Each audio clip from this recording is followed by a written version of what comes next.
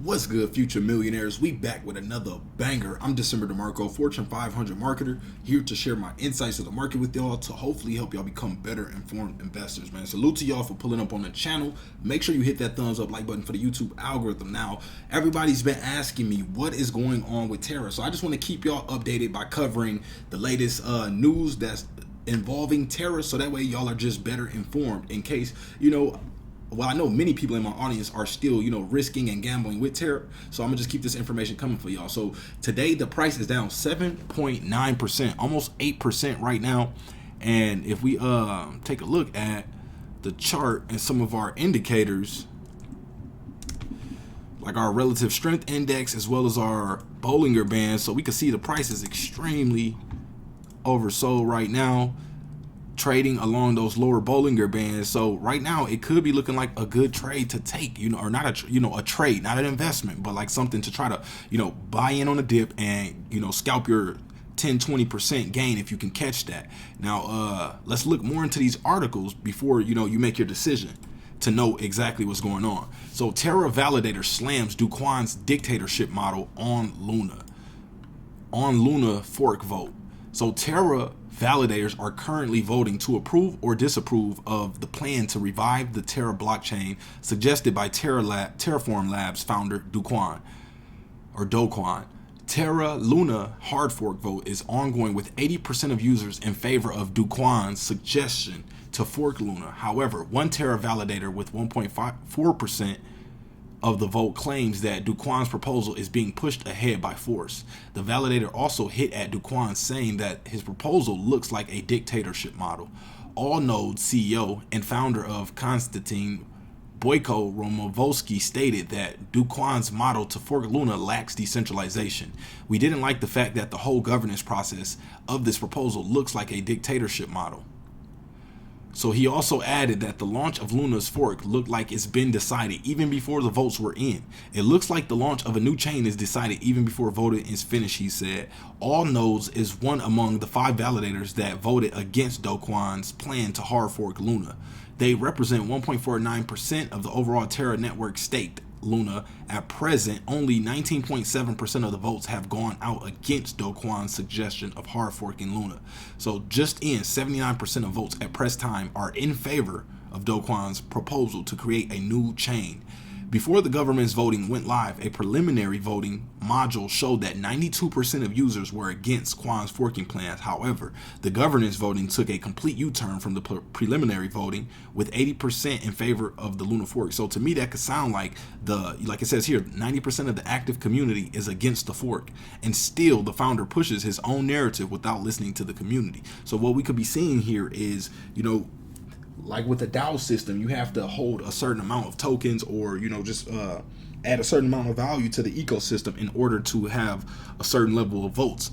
Now, it looks like the overall community, who are average retail investors, everyday, investors, are voting against it. But it looks like the people who have the most say-so or voting power are pushing for this fork to happen. So we got one more article just, to share with y'all before y'all make y'all decision.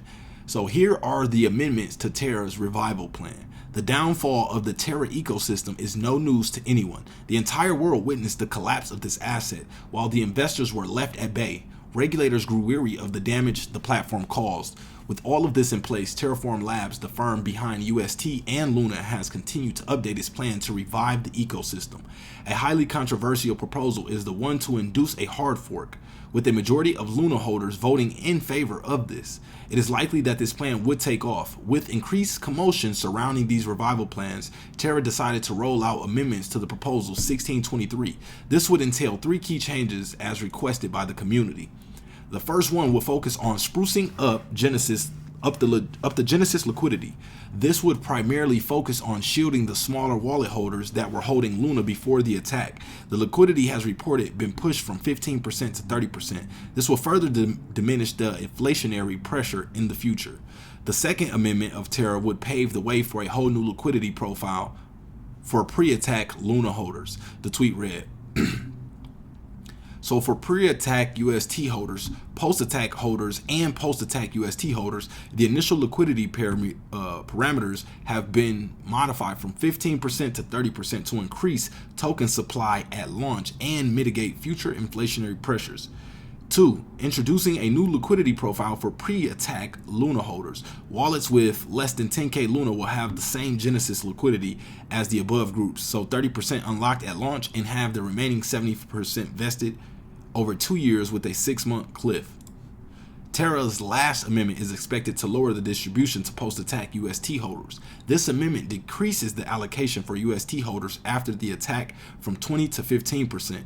The DPEG surrounding the allocation is expected to stay on par with the original stakeholder allocation following this.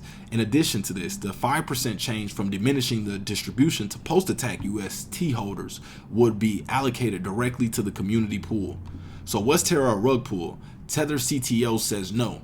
Tether USDT, the largest stablecoin, witnessed its counterpart Terra go downhill. Now the chief technology officer of USDT, Paolo Aldrino, I'm not sure how to pronounce that, Aldrino, decided to speak up about the event during his appearance in an episode of Reimagine Unplugged podcast.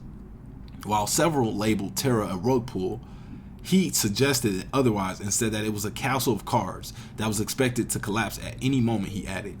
He says, I don't know dogecoin, but let's give him the benefit of the doubt. He created this project with arrogance and with thinking that he was right, and many were supporting him, of course, probably for economic reasons, but was not per se a rug pull, right? It was a project that was poorly designed, as many projects are poorly designed. So basically just letting it know that,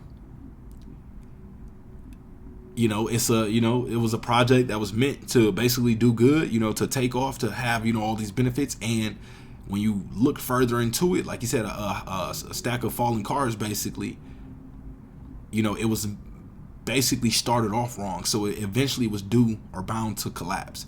Basically anything you kind of start off wrong, if you don't quickly act to fix those things, you basically, are setting it in stone that, it will finish that way.